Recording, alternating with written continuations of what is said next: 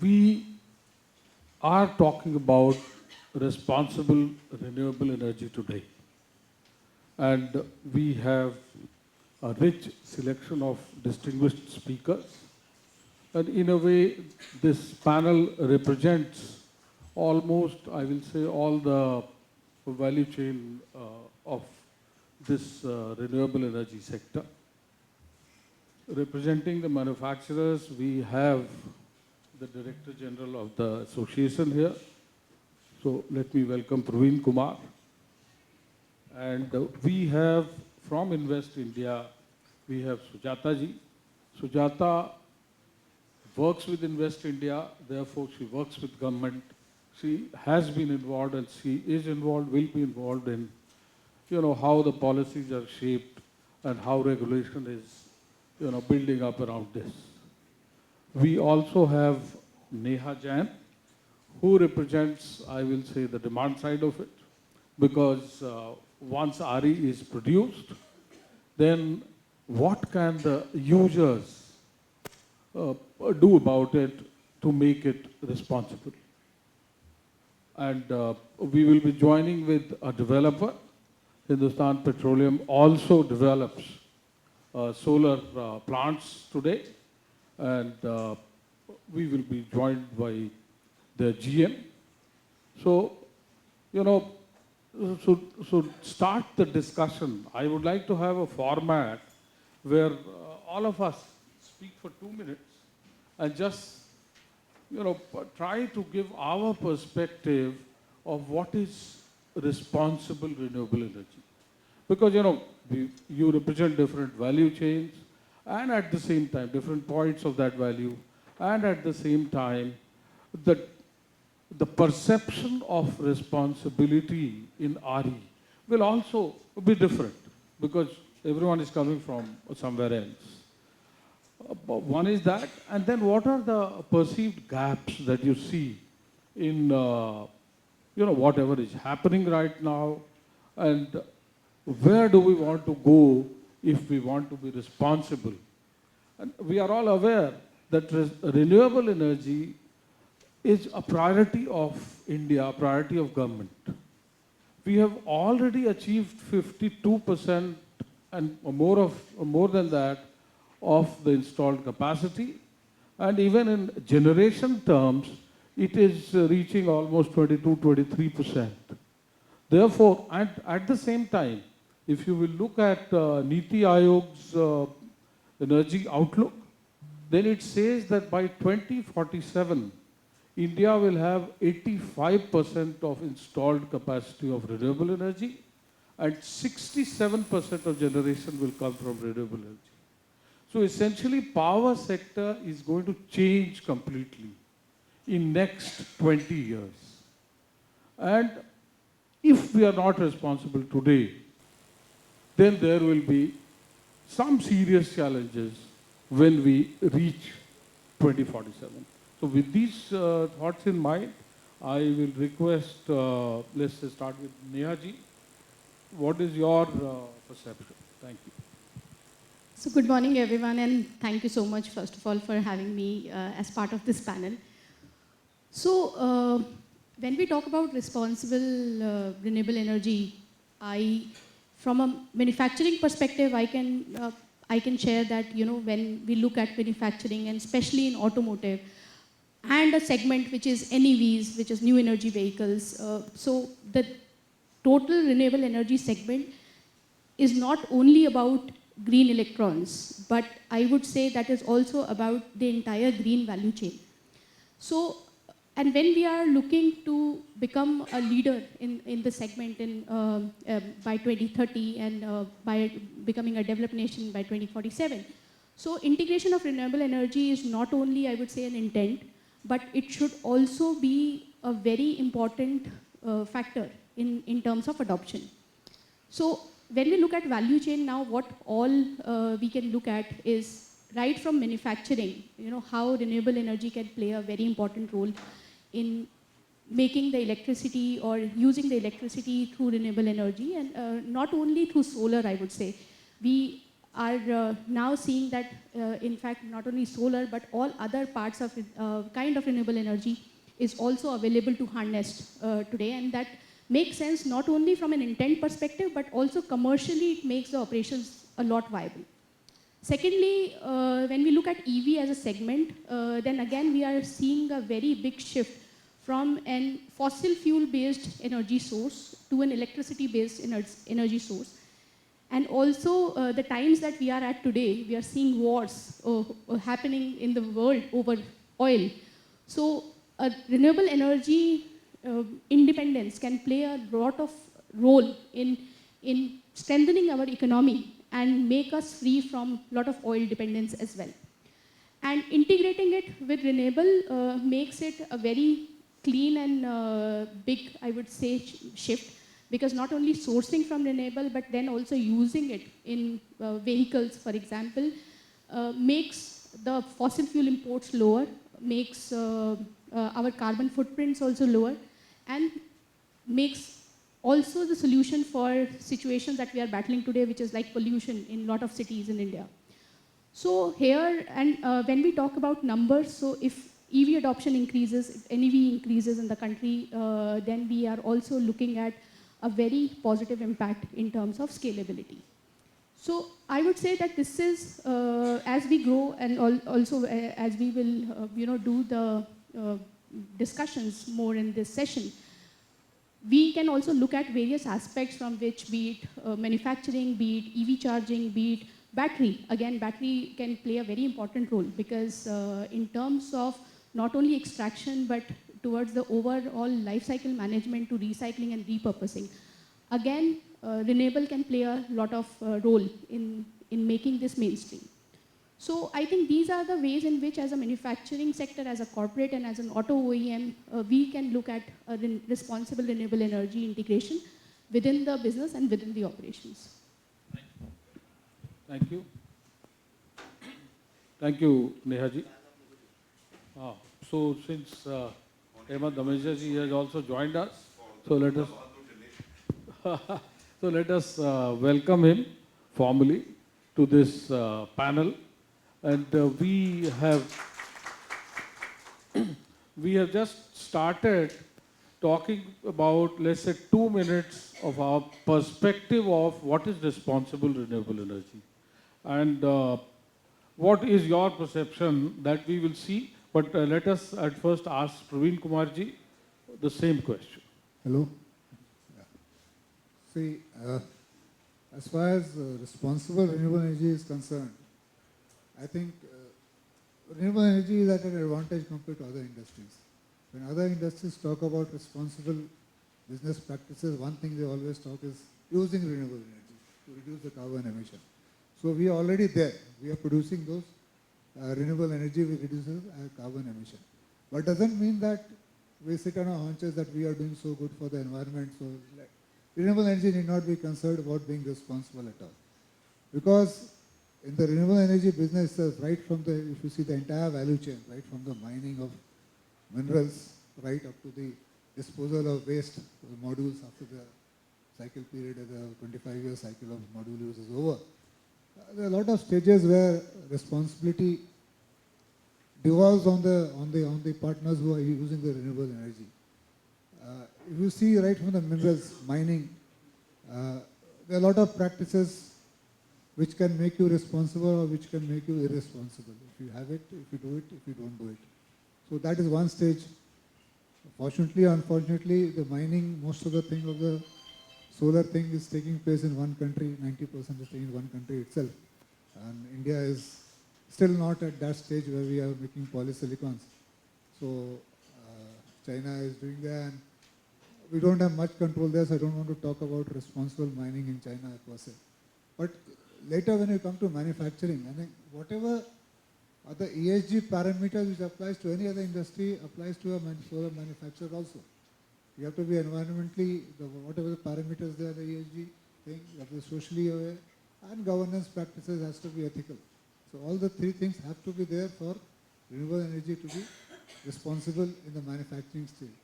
And once you come to installation, a lot of major issues come in, because whatever you say about renewable energy, it has a handicap of very being land intensive, lot of land is involved, which may involve displacement, which may involve ecology getting affected. We all have heard of that great Indian bustard issue, how Supreme Court had to come in and tackle and suggest solutions.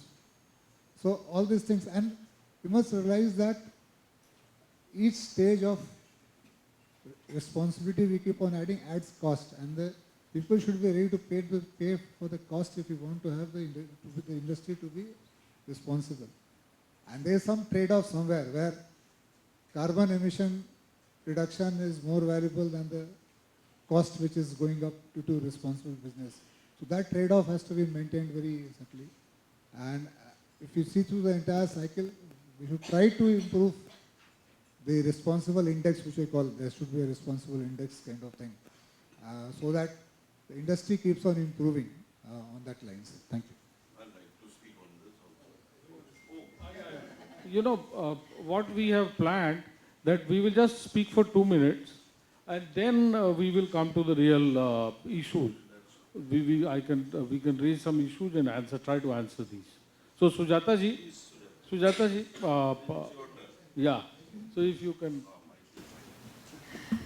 Thank you, and happy to be here.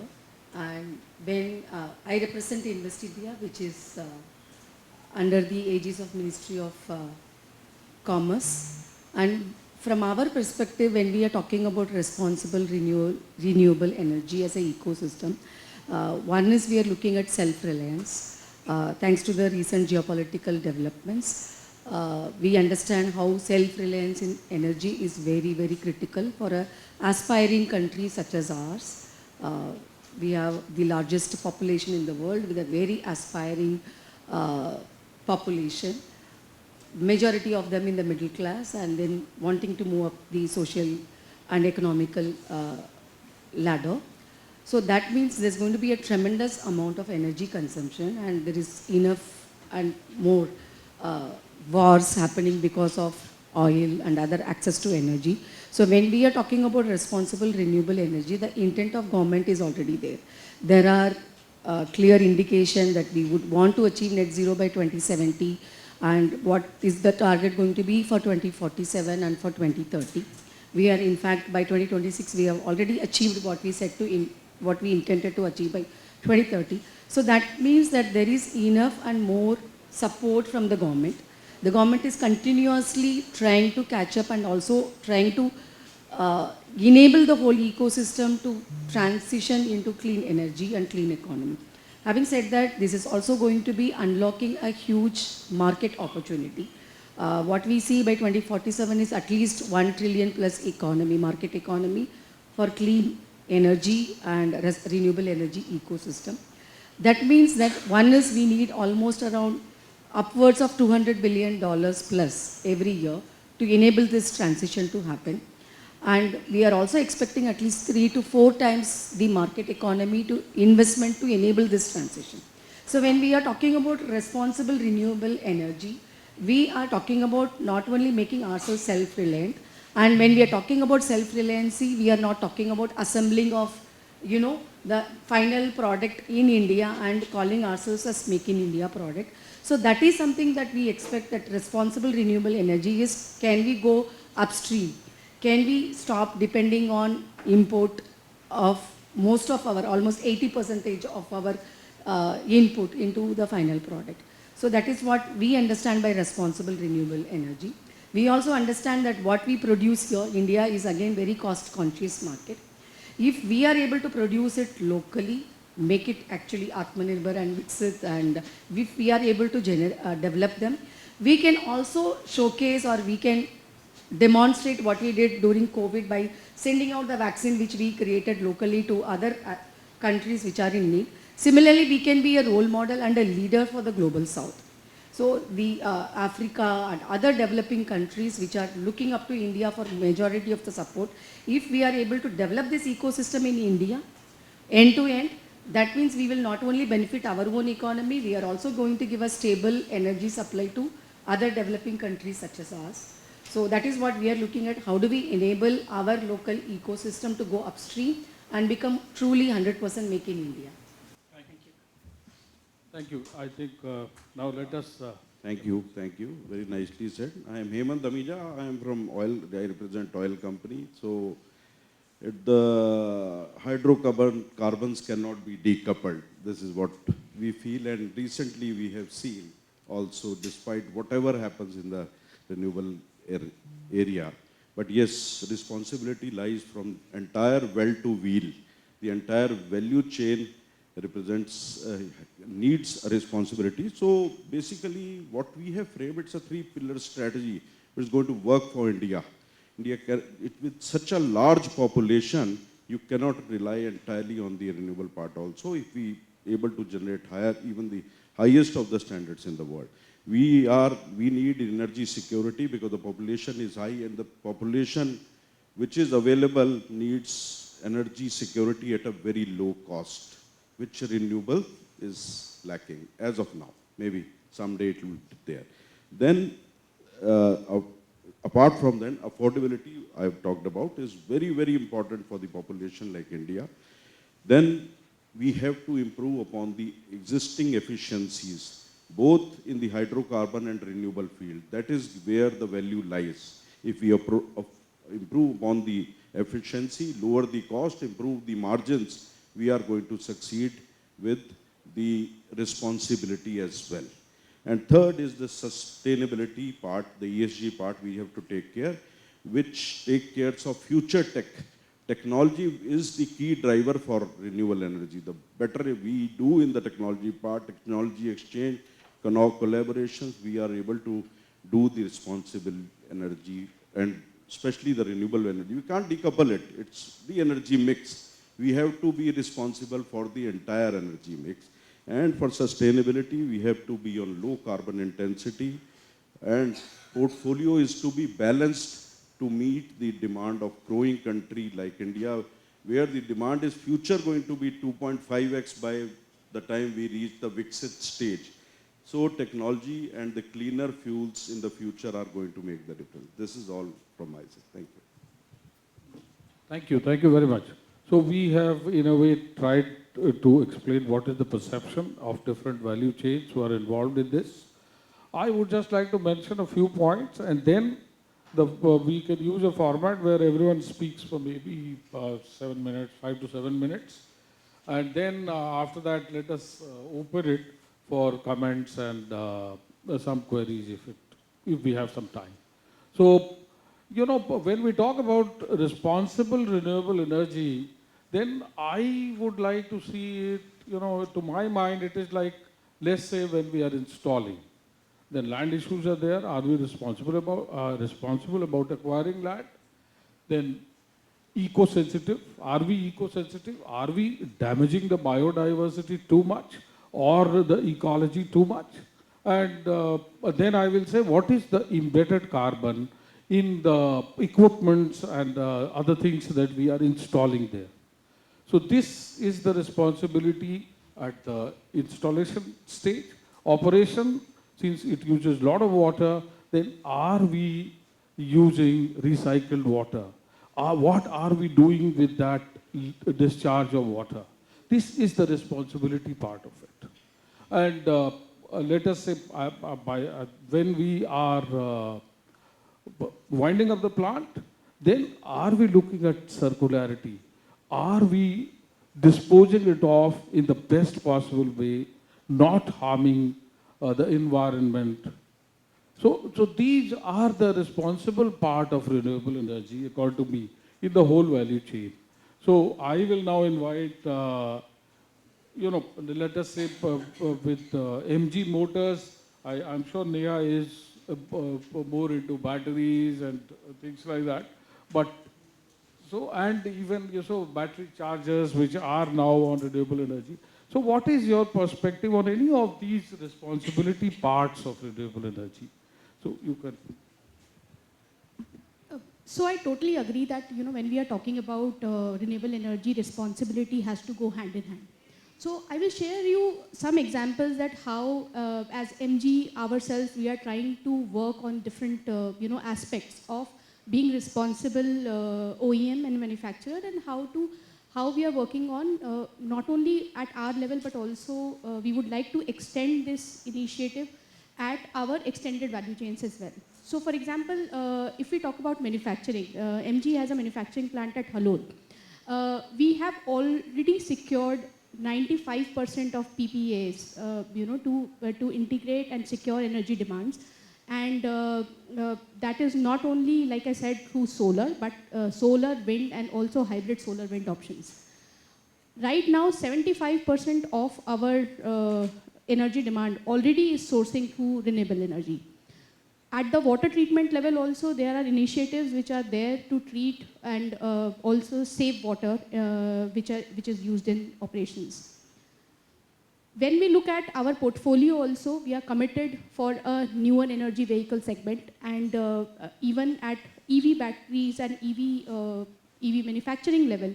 So we are taking a lot of initiatives because anyways this segment is a very niche segment in India, and we are seeing the evolution of this segment year on year. So we have taken initiatives like batteries. So when we talk about battery, one thing is always about that how batteries, we can extend the life cycle of batteries. So it is not only about using batteries efficiently, but also extending the life by repurposing and then recycling. Because one thing which is, I would say, very positive in this entire value chain is that when you recycle an EV battery, you can recover more than 99% of the critical minerals, and which are again back at a purity which you can develop the cells again. So that helps you to build the circularity, and in fact we are doing a lot of initiatives in this regard to repurpose used batteries, cells and modules as a BESS or energy storage units, which can further be deployed to capture or become a source for renewable energy again. So a lot of pilots in this regard are already activated, where these BESS can not only help to provide inputs and already the energy storage demand of India, but we can have very community-linked initiatives like that as well, where these energy storage units can be used to power a charging station through solar, or become a power source itself for remote areas in lot of communities in India. So we did a pilot, in fact, with TERI itself, where we have deployed these BESS in schools, in primary schools in Mukteshwar sites, where already lot of power issues were there. There were grid issues. So these units have been helping to provide continuous source of power to these schools. So I think as a key stakeholder in this entire value chain, I think every stakeholder needs to think that how they can work, and technology plays a very important role in powering and making the processes more efficient. Other use case or an example is EV charging itself. Today we are seeing that 90% of EV charging happens at home. But can this, and in fact it is quite economical also. We always talk about being switching to renewable, is there a green premium that we have to pay? But when we see our overall life cycle, we have seen that how EVs become very economical compared to even ICE vehicles, because the total cost of ownership and running cost is much cheaper. And even further, if we use, for example, rooftop solar at homes, we can further reduce the cost of the electricity and make the running cost much cheaper. And there are excellent initiatives in India, for example, PM Surya Ghar Yojana, which promotes rooftop solar installation for your homes as well. And there are policies and rules, for example, battery waste management rule, which establishes clear responsibilities under EPR, so that any battery which is there introduced in the system has a full life cycle, and the disposal is also done sustainably and also very transparently in the entire value chain. So, and this is at our level.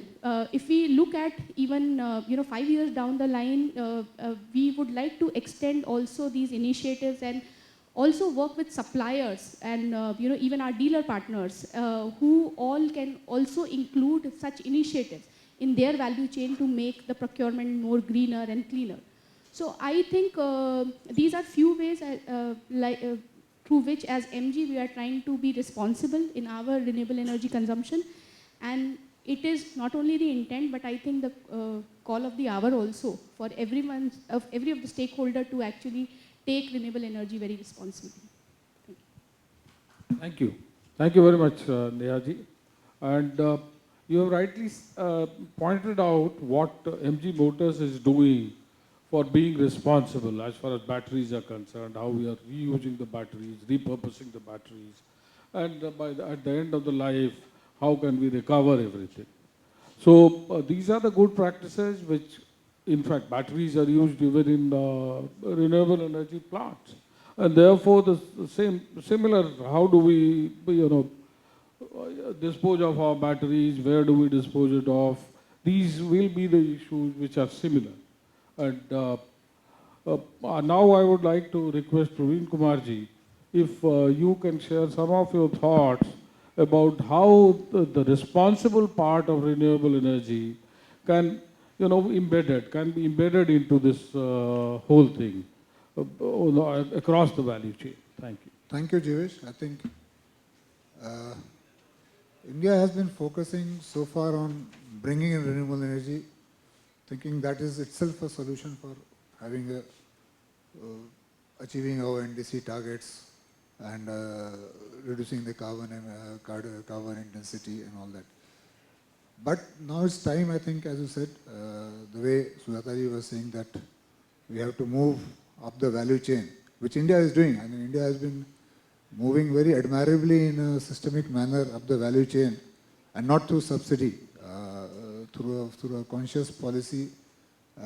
First the modules, cells, now wafers, eventually perhaps polysilicon also. Now the converse of this is, once we move the value chain, you have to be careful about being a responsible manufacturer of the entire components of the value chain. I think there are two parts of it. One thing is what is there under the law, that is, they will follow anyway. The environmental laws are there, they will follow. Emission laws are there, they will follow. But I think the industry, being a renewable energy industry, which is deemed to be responsible by ab initio, they have to go 10 steps extra. And one good thing is renewable energy too, rather two good things. One thing, a lot of things are recyclable. You see, I mean, aluminium can be recycled, even glass can be recycled, lithium can be recycled, silver can be recycled, cadmium can be recycled. I mean, 60 to 70% can be recycled. So that reduces the impact on the initial mining. The mining, by definition, affects the ecosystem. Whatever we say, however we dress it, it affects the ecosystem. We try to minimize the effect. That's all through the laws. So that much load on mining will come down. Second thing, technology is playing a major role in renewable energy. I think 10 years back, when this government announced 100 gigawatt of solar as a target, no one even thought of it. I mean, it was a leap of faith. I mean, that time the target was 20 gigawatt for the same time period. But the economics came in, the technology came in, the solar prices came down. And I will disagree, sir. Now solar plus battery matches the new thermal capacity. So it is not that the solar is costlier, no. Solar per se is cheaper. Even if you add battery for purposes, it matches the new thermal capacity, not the older thermal capacities, but is matching the new thermal capacities.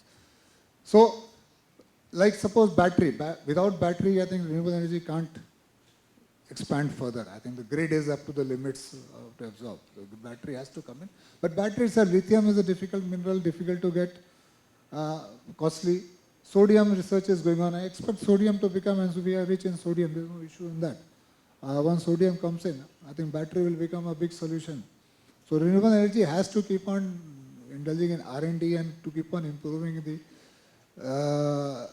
apart from the economics and the efficiencies, the impact on the environment also. Unfortunately, the recycling part, the disposal of wastage, which Jeevesh has been insisting right from the beginning, that is not yet clear. The only thing which we have said in the law that they should keep it till 2035, it should be kept in a pace, after that it will be decided. That is a big challenge because the volumes are huge in renewable energy. Other thing which will help the RE sector is the distributed energy. She talked of Surya, even agro-photovoltaic, I expect it to become much larger, especially in the non-RE rich states such as Bihar, etc., where Bihar, UP, where we don't have good land for having extensive renewable farms. So this agro photovoltaics, this will reduce the load on the grid, and so renewable will expand. So once renewable expands and it expands in a responsible manner, I expect renewable energy to be a double engine for responsibility. As such, by definition, is responsible, and then it will do following responsible practices, which will have a double impact on the environment. Thank you. Thank you. Thank you very much, Provit Kumarji. You see, before we go to Sujata, what are the instruments which are available to us to let's say, nudge ourselves towards responsibility in renewable energy? The instruments are always, you can list out, it can be either a mandate, it can be some regulations, it can be the market itself, and lastly, I will say it is the public opinion, which is the civil society. And fortunately, on all parts, as far as India is concerned, we are doing good. Public opinion is becoming the strongest driver of moving towards green, whatever field it may be. Similarly, government has been pushing, but the point is the mandate for responsible or regulations for responsible. Anything extra that we do, as was pointed out, involves costs. Now, who is going to bear that cost? That will be also a question that the market is going to ask. And we have to talk about all these things, and we have to find the most, let's say, optimum combination of all these instruments that we have in our hand. At this point, I would like to request Sujata ji about some thoughts, not only on this, on everything else that we have talked about. Sir, as you rightly mentioned, the market has to move towards where the opportunity is. And when we are talking about responsibility and being that additional cost, and who will bear that additional cost is something the market will have to answer. And that will answer when it makes economic sense for all the players. Whether I am a consumer or whether I am a manufacturer, if it is making economic sense, then definitely there need not be even a government mandate. If there is an opportunity, naturally the players, private players move towards it.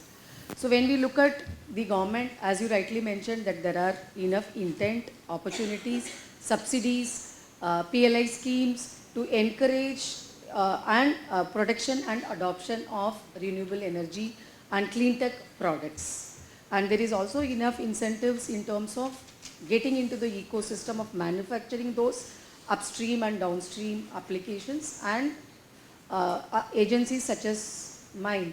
We are actually working with each of these investors to help them ease out, number one, ease of doing business, right from identifying land, identifying market opportunity, identifying suppliers for their bill of materials, and see how they can not only invest in these opportunity but also are able to generate return on those investments.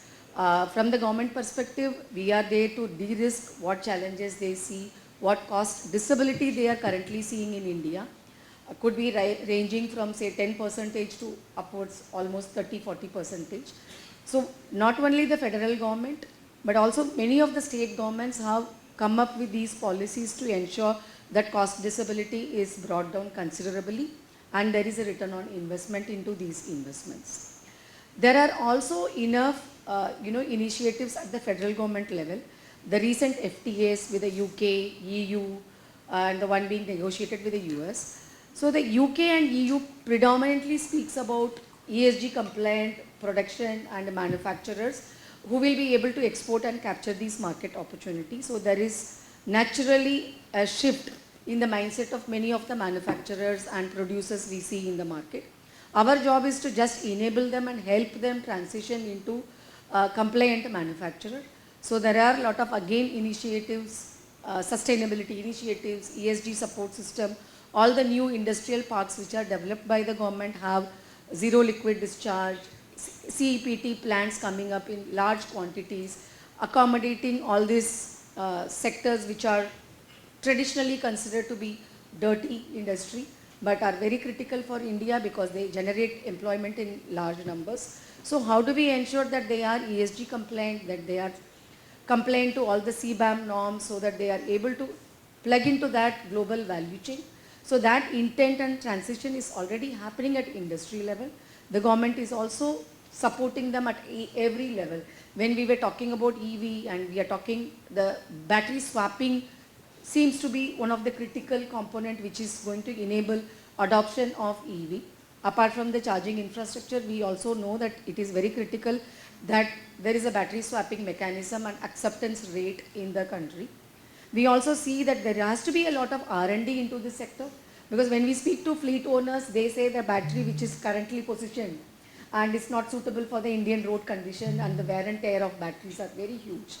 So there has to be innovation in the way these vehicles are played onto Indian roads. So there has to be intervention at all level, demand creation, ecosystem creation. A lot of R&D has to go in because it has to be adopted to the Indian conditions while we evolve also.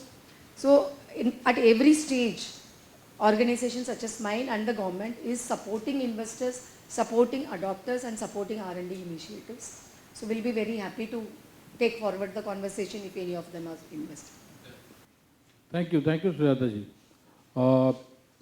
Hemant Damija ji, we have, as you have seen, we have discussed many aspects of responsible part of renewable energy, and I'm sure, I think petroleum companies are also looking at renewable energy. Yes, yes, to a large extent. So maybe if you want to develop renewable energy, and that is the, I will say that has to happen because that is the demand of future. Because future we are planning substantially to go towards renewable energy. So I'm sure that petroleum companies and oil companies, they also must be looking at it. So any thoughts on any of these topics?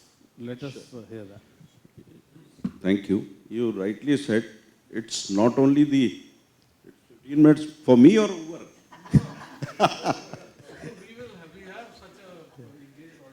I thought you gave me an allowance of 15 minutes. So I'll not take more than 5 minutes. But yes, oil companies are more responsible because we are the generators also for the high carbon. So we have to switch from the hydrocarbons to the renewable part. But the matter which is most important on the date is switch from pilots to the scalable models. We all, take it any field, we are still struggling in the pilot stage. Now the scalability has to come. If we talk of World RE is at 5150 gigawatt and we are at 207 gigawatt. So this scalability has to come, and that too we are heavy on the solar part. But India has huge potential in terms of bioenergy. Even if it is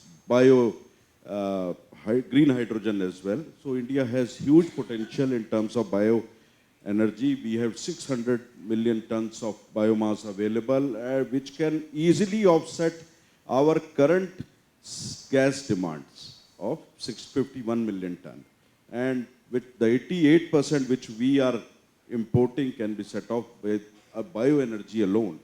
So me, a biofuel man, we are working very closely as a PSU, as HPCL on the bioenergy front, and we are setting up number of CBG plants. CBG is one thing, compressed biogas, which is an bioequivalent of CNG.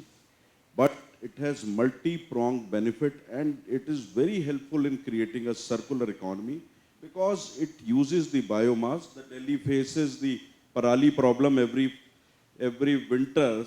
That can only be set off by putting the CBG plant, which takes care of the Parali part, the biomass part. Then it enables farmer with the money out of that waste which they are burning, the stubble burning. So it incentivizes them.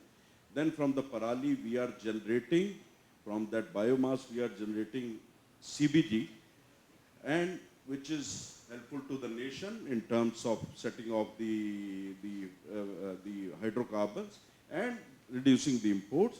And as well as these plants generate huge amount of fermented organic manure, FOM and LOFM, which is another part. Yesterday I was talking in Punjab, there was a Rajya Sabha MP there and we were presenting. So there are huge number of protests in Punjab. Out of 57 units available in Ludhiana, only 5 are operational. So this is the state of affairs as of now. So we were discussing how to make more units operational, how to create awareness in the market. Whatever we discuss in the four walls is not going to translate at all if the market is not educated. If the consumer, even a citizen is not educated on, he has to be made aware. I told him the major problem with the Punjab is the carbon in the soil is reducing and in the air it is increasing. So CBG is the only solution which reverses this cycle. It improves the carbon in the soil by use of the organic fertilizer and reduces the GHG emissions, so the carbon in the air is reduced. But there is a typical mindset and there is a typical protest mode which the citizens are driven to. They are literally driven for that because there are misconceptions that will create further pollution, pollute the groundwater, and so many things. So they are not bothered about employment, they are not bothered about the health of the soil or the employability which is being created by these.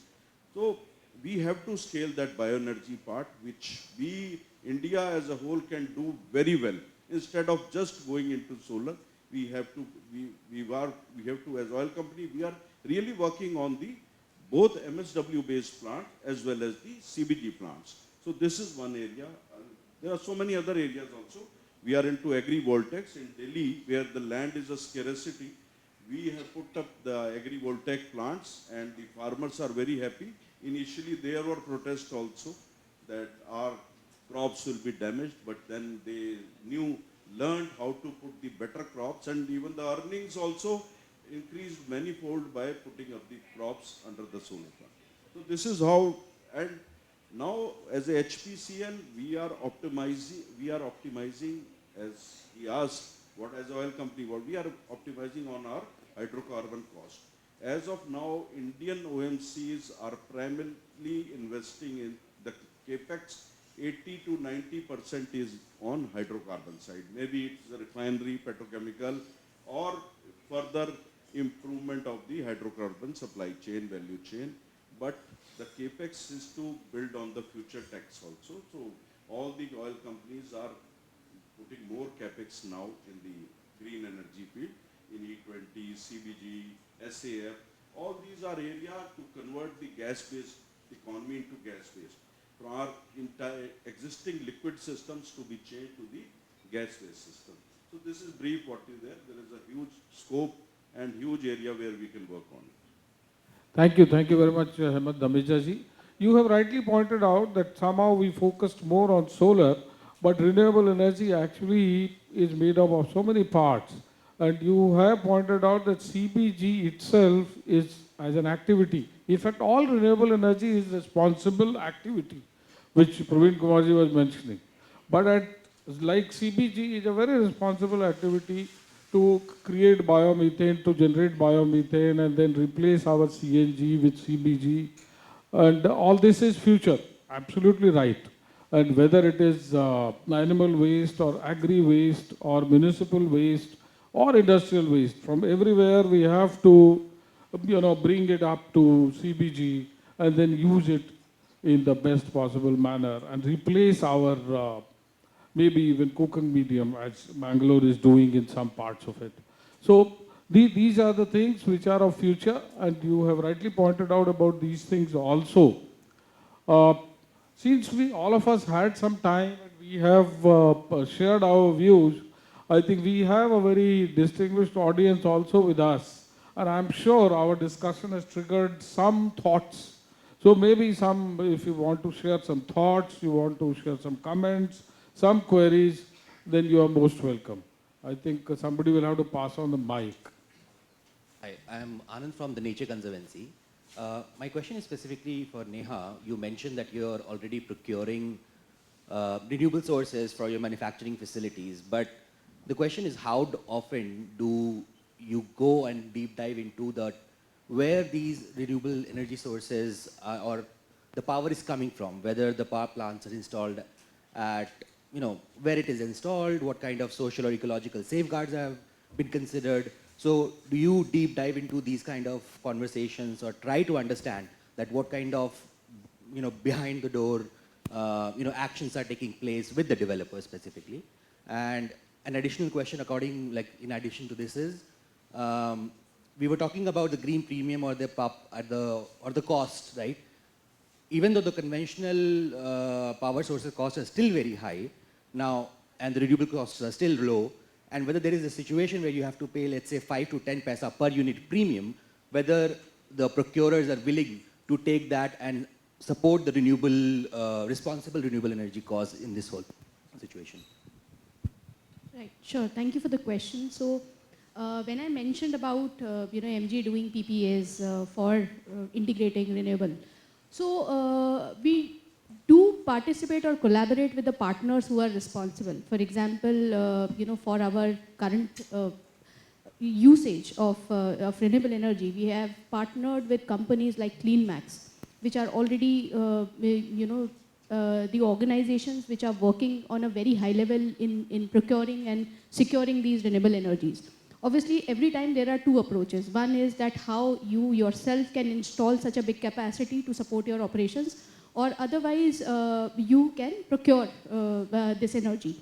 Now, at an operational level, this is, now the good part is that as the ecosystem is evolving, not every manufacturer need to install these capacities by ourselves, because that also is a different cost plus time requirement.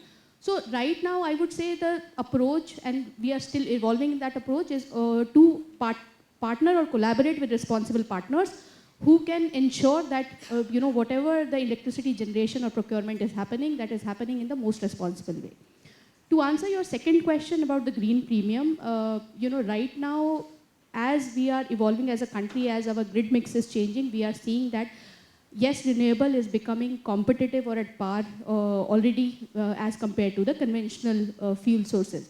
Now, point is willingness to pay that green premium. So, yes, I talked about two things. One is intent, and one other thing is that the ownership.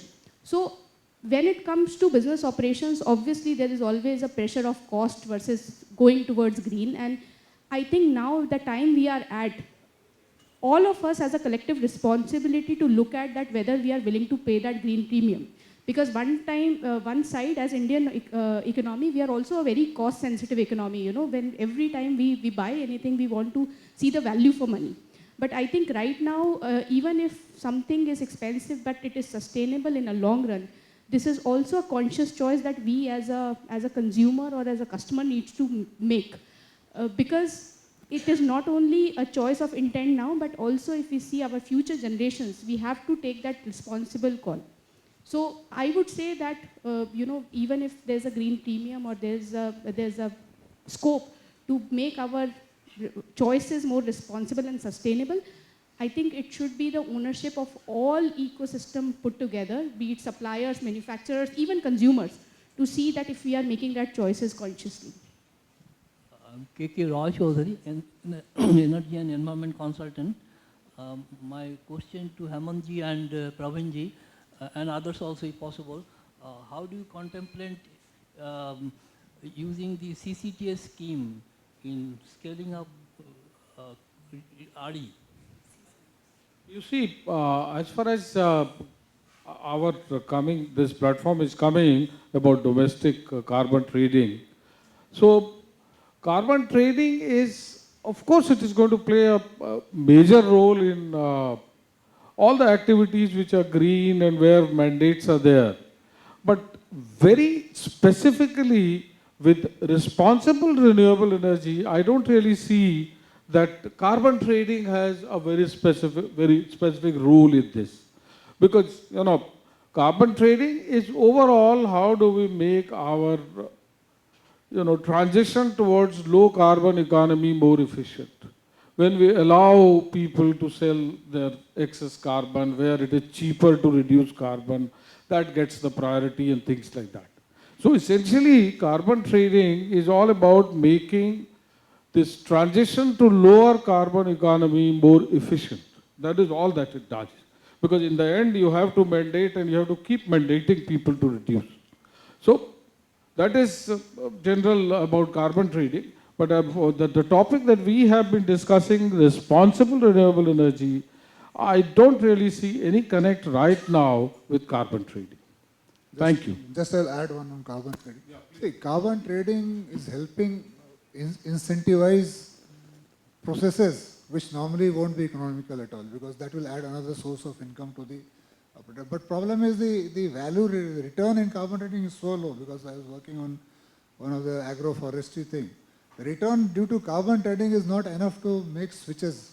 So it's not lead to more responsible practices in any sector which you are thinking of as of now. Thank you, Praveenji. With this, I think we will have to end this panel discussion, and hopefully we are in time, because I've been seeing that placard. The time is up. Okay, so thank you very much, all the panelists and all the distinguished audience for patiently hearing to us. Thank you very much. I'll Thank you. just write a wrap-up remark, which we normally have. The responsible renewable energy has now come to a mainstream. When the fuels and power are certified, will be certified rather as low carbon, like GS2 and CBG, and with the traceable supply chain, where the biomass is actually coming from, and there is embedded community value. He's talking about carbon credit. We are thinking of giving a carbon credit to the farmers who are supplying the biomass, so that the sustainability is no longer a premium, but a default choice.